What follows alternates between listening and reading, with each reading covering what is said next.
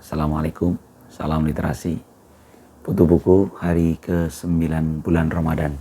Saya bersama buku novel kebaca, novel Negeri 5 Menara. Penulisnya A. Fuadi. Buku yang udah cukup lama saya miliki dan sebenarnya sudah nonton filmnya juga, sudah difilmkan. Buku katanya bestseller di saat itu ya, buku yang sangat kisahnya inspiratif dengan selipan humor khas pondok. Jarang ada novel yang bercerita tentang apa yang terjadi di balik sebuah pondok penuh teka-teki. Buku ini syarat dengan vitamin bagi jiwa kita, ini kata Andi F. Noya. Dan katanya ini juga sebuah novel yang terinspirasi oleh kisah nyata penulisnya. Jadi makanya nama-nama pesantrennya sebenarnya itu adalah pesantren Gontor katanya ya. Kalau di sini pesantren Madani gitu ya. Dan difilmkan. Seperti biasa, butuh buku bukan review atau bedah buku secara serius. Saya akan cerita tentang bagaimana hubungan saya dengan buku ini ya. Jejak rasa dan jejak pikiran saya dengan buku ini. Yang pertama memang relate ya, saya anak pesantren dulu, jadi kisah-kisah kepesantrenan ini sangat relate dengan masa kecil saya gitu. Jadi nyambung lah, suasana kangennya seorang perantau dengan kampung halamannya, konflik dengan teman barunya di satu kamar, konflik dengan pengurus pondoknya gitu kan, sempat ada kerusakan di genset, terus bagaimana cepat betulin adli-kaliku dalam membetulkan listriknya, terus jatuh hati pada anak kiai bapak gitu, terus lomba-lomba, jadi aura-aura kompetisi di pesantren itu dalam bentuk yang gitu, lomba-lomba, lomba pidato, terus bagaimana konflik dengan santri dengan seksi keamanan, Kismul Aman kalau di pesantren dulu, penegak disiplin kepesantrenan, bagaimana lika-liku antara mereka, itu seru banget. Dan yang saya merasa tergambarkan itu justru pada istilah 5 menara ini. Istilah 5 menara ini kan sebenarnya mimpi-mimpi para santrinya kan. Jadi satu hal yang menurut saya ini adalah sebuah benang merah gitu ya. Seorang yang di pesantren itu kita diajari untuk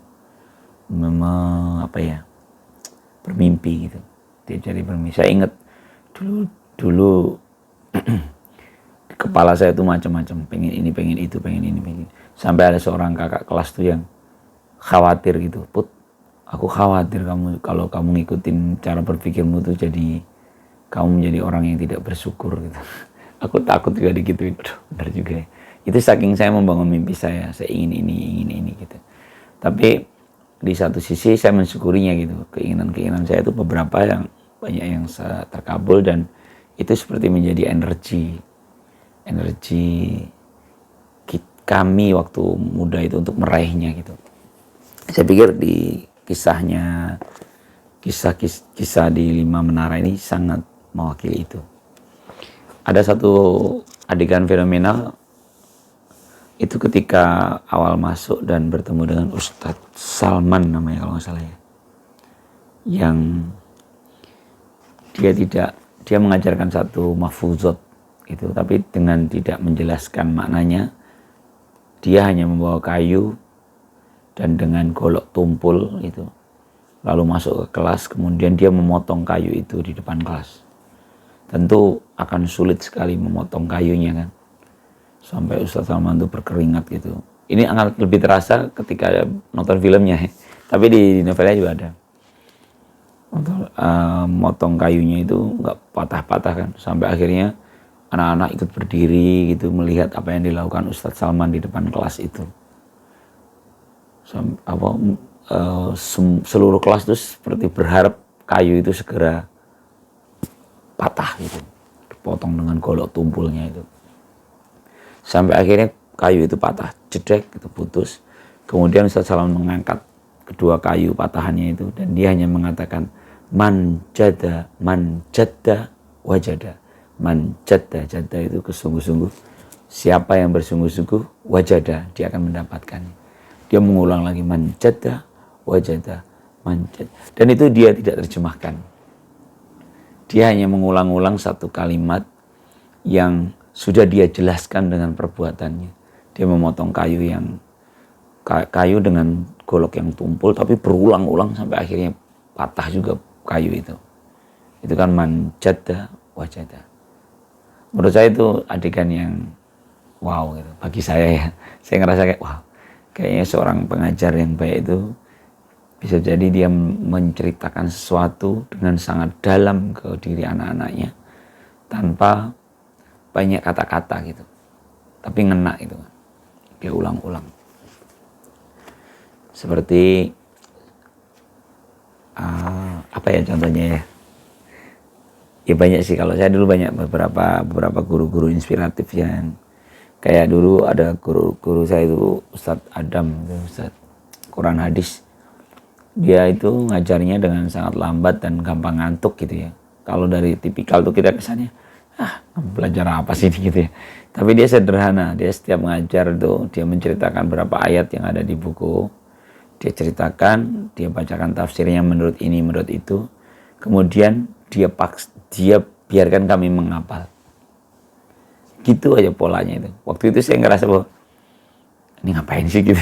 Maksudnya agak seperti ada pemberontakan di hati saya khususnya, itu bahwa masa pelajaran itu hanya menghafal sih gitu.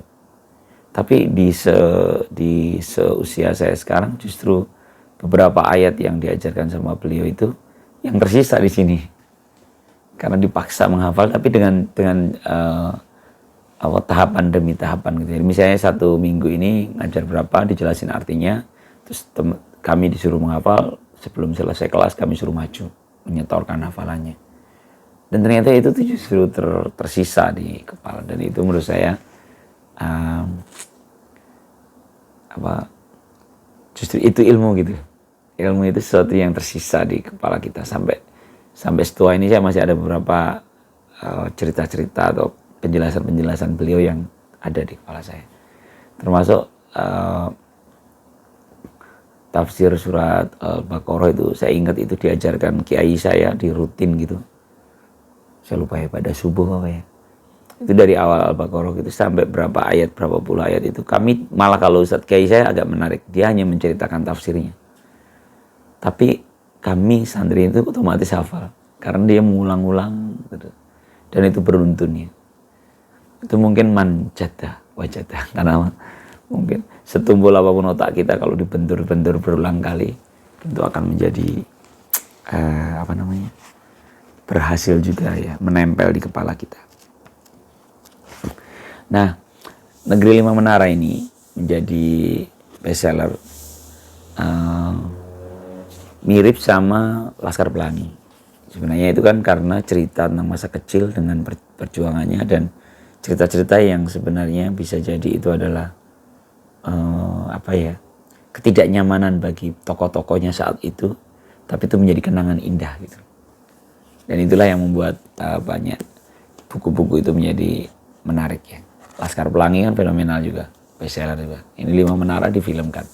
Memang ada kelemahannya di 5 Menara, justru kalau boleh mengkritik ya, itu di filmnya. Filmnya itu terlalu terlalu lambat atau gimana ya. Saya termasuk yang lelah menonton filmnya di akhir-akhir itu. Walaupun kalau baca bukunya seru ya. Kayaknya sih di penayangannya aja. Oke. Di sini diceritakan runut gitu, kronologis ya, zaman di pesantren, sampai dengan ketika akhirnya selesai dan mereka menjadi siapa gitu di akhirnya. Dan itu tentu menginspirasi kita semua. Saya pikir banyak kisah-kisah anak-anak di negeri kita ini yang memiliki perjalanan panjang untuk meraih cita-citanya. Kalau itu dituliskan gitu, itu menjadi inspirasi buat anak-anak yang lain gitu ya. Saya pikir kita berharap lebih banyak Fuadi lainnya, Fuadi penulis novel ini, yang mau menuliskan kisah-kisahnya, dan itu menjadi nutrisi inspirasi buat para pembacanya gitu ya. Ini adalah buku yang saya bahas di hari ini. Terima kasih, salam literasi. Assalamualaikum warahmatullahi wabarakatuh.